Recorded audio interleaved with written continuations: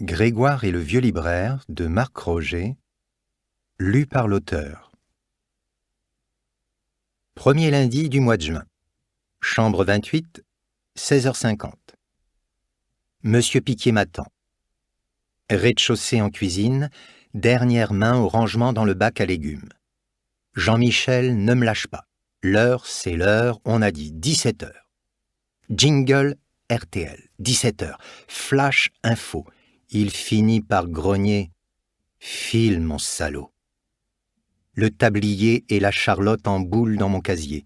Je garde au pied mes sabots de plastique bleu made in China. 4-4, je rejoins mon sauveur.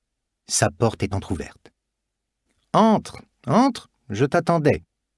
Tout est prêt. » Il est assis dans son fauteuil, les avant-bras sur les deux accoudoirs, un sphinx.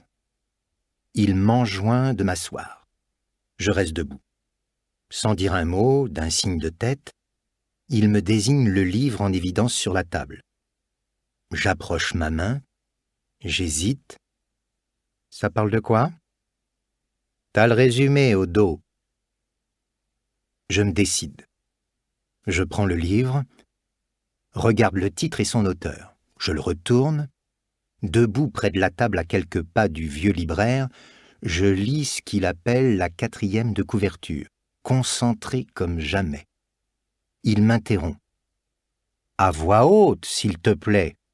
Tu es censé faire la lecture à un vieillard qui ne peut plus lire. C'est le contrat, je crois. » Oui, c'est vrai, vous avez raison. Je rigole de travers. La pression monte d'un cran. Des tas de mauvais souvenirs me reviennent en mémoire. Gélin, enchaîné. Au collège, en français, on lisait à voix haute, 2-3 minutes chacun son tour. En une demi-heure, 6-7 élèves passaient en ordre aléatoire que le professeur privilégiait en toute perversité, nous contraignant ainsi à nous tenir toujours prêts au cas où notre nom sortirait de sa bouche. Gélin, enchaîné. Et ça ne ratait jamais. J'étais ailleurs, parti, très loin dans ce qui se lisait. Un mot, un autre, je brodais à mon goût, bien sûr, jamais au goût du prof.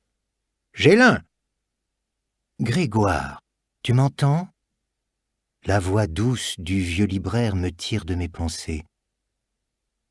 Excusez-moi, je vais m'asseoir, ça ira mieux. Je m'approche de vous ou ça ira comme ça? Vas-y, c'est parfait. J'y vais.